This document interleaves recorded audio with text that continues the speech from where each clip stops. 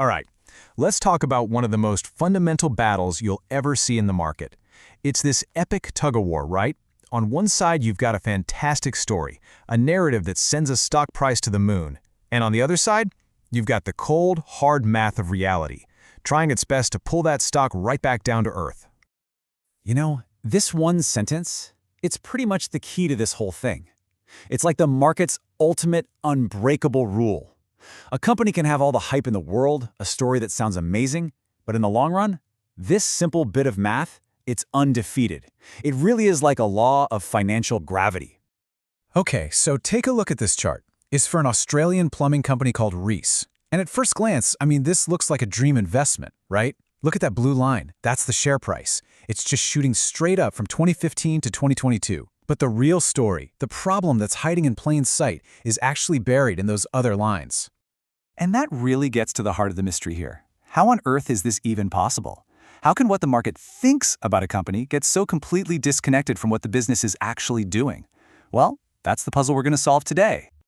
All right, so to figure out what's really going on under the hood here, we're going to need a couple of key tools. Think of them as detective tools. These are the metrics that let us see the true health of a business, cutting right through all the stock price hype.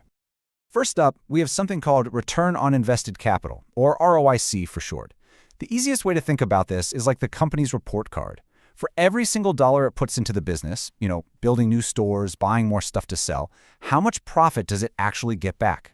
A high ROIC tells you it's a super efficient profit-making machine. Now, on the other side of the equation, we've got the weighted average cost of capital, or WACC. If ROIC is what the company earns, WACC is what it costs them to get the money in the first place. It's basically the average interest rate they pay on loans, combined with the return they have to give shareholders to keep them happy. You can think of it as the hurdle they have to jump over to actually make money. So here's where it all comes together. The relationship between these two numbers is everything. It's actually super simple. If a company's ROIC is higher than its WACC, it's creating value. Simple as that. The money it's making is more than what it costs to make it. But if that ROIC drops below the WACC, then the company is literally destroying value. It's like a financial black hole. Okay, so we've got our detective tools, ROIC and WACC. Let's go back to that Reece chart and put them to work. It's time to uncover what was really going on, the crime scene that was hiding in plain sight all along.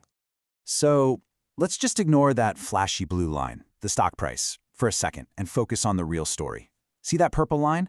That's the company's ROIC, its actual return. It's been sinking for a solid decade.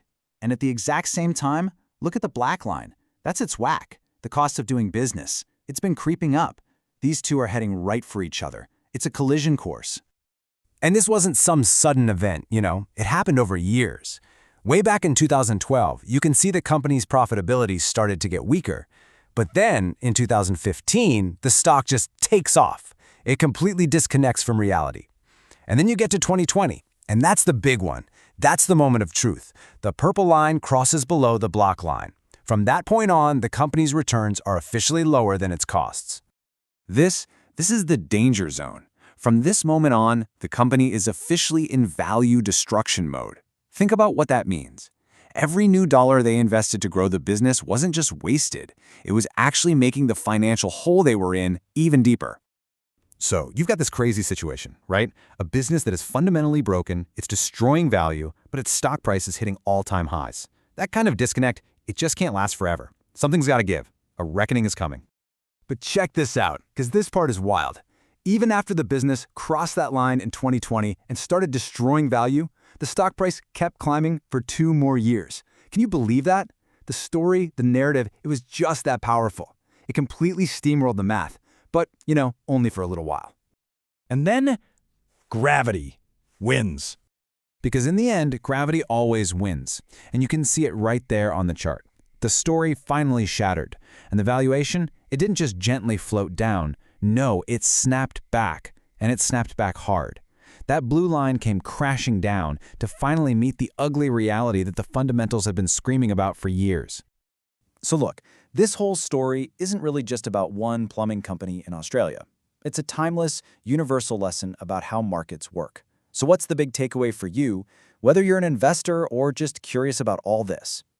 Here's what you really need to watch for. It's that gap, that divergence between the stock price and the fundamentals.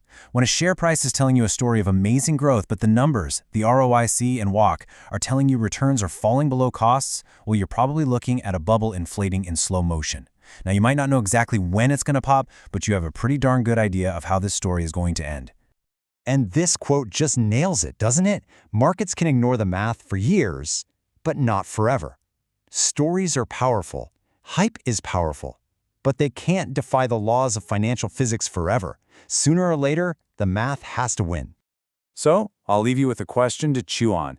As you look out at the market today, which high-flying companies out there have a story that might be writing checks that their fundamentals just can't cash? Which companies do you think are in their own big fight against financial gravity right now?